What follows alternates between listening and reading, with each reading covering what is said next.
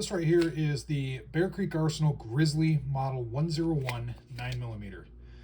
And this was just sent to me. I'm going to give my first impressions on it, and I'm going to get it out to the range here, hopefully this upcoming weekend, and do some shooting impressions of it.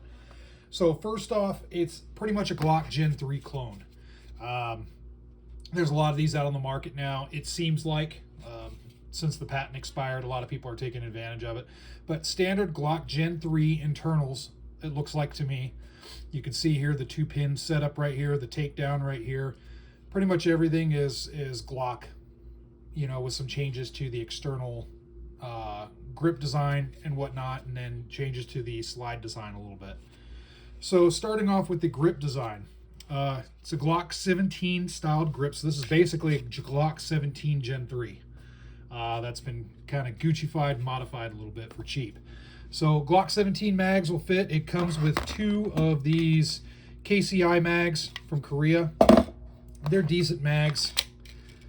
Nothing really to write home about, but they certainly work. The stippling right here is pretty good. I kind of like it. It's kind of a fur texture. I guess it goes with the Grizzly moniker. So it's pretty good. I like how it feels. It's not too sharp or too aggressive, but it does provide a good grip. The trigger guard does have a good undercut on it, so it can get nice and tight on the grip. I do like that. The magazine release right here is flush with the frame. Some magazine releases out there are more, they stick out more, and this is more like a Gen 4 type magazine release. It's not a Gen 3 magazine release. The Gen 3 style magazine releases for Glocks are a lot smaller, but this seems to work pretty good. No issues there with getting the magazines out. This gun does have an integrated magwell, so I kind of dig that. Integrated magwell, it's not too big, but it does just enough work to help with inserting a mag, so I like that. Good design. It does have a bit of a texture right here, almost like a gas pedal, if you will, texturing, and then a ledge. So it kind of took off the Springfield Echelon, I think, right there. I like the Echelon's ledge, and this has a decent ledge to it as well. A nice, good place to index that front thumb if you choose to do so. So I kind of like that, and it is on both sides. This is not an ambidextrous gun. There is no slide release on the right-hand side of the gun, just on the left-hand side. Standard Glock style slide release. This is optics ready, obviously, and I threw a cheap optic on here just to show what it would look like with a cheap optic. This is a very cheap handgun, and I'll give you the price here shortly. So I wanted to keep the accessories kind of cheap on this to kind of show a budget hot rod build, if you will. Moving forward, does have standard rails, so you can fit lights, lasers, all that good stuff on there. I have a TLR1S that I've had for years. I went ahead and threw that on here. Moving up to the slide, does have a threaded barrel, and the barrels from BCA are pretty good. I've only had some issues with the the Glock 22 9mm conversion barrels, but with the 9mm, the standard 9mm Glock 17 barrels, I haven't had any issues with at all. So this barrel looks to be good to go. Moving back, the slide, it has very basic slide serrations in the front and back. They're not the deepest, but they're deep enough to provide good purchase, so no issues there. Does have slide cutouts here and on each side to kind of lighten the slide a little bit, give it a custom look. Take standard Glock sights. These are photoluminescent sights, and you shine a light on them and then they just kind of glow really bright for a while. But you can replace these out if you want.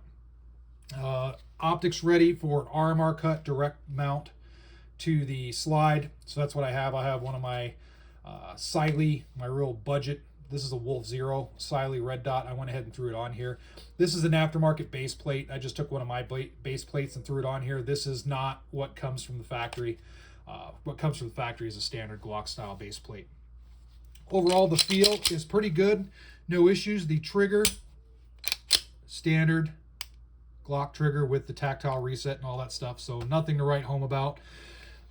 There is some machine work if you look close at these, and I don't know if I can get the lighting just right. Let's see if I can. It might be kind of hard to show.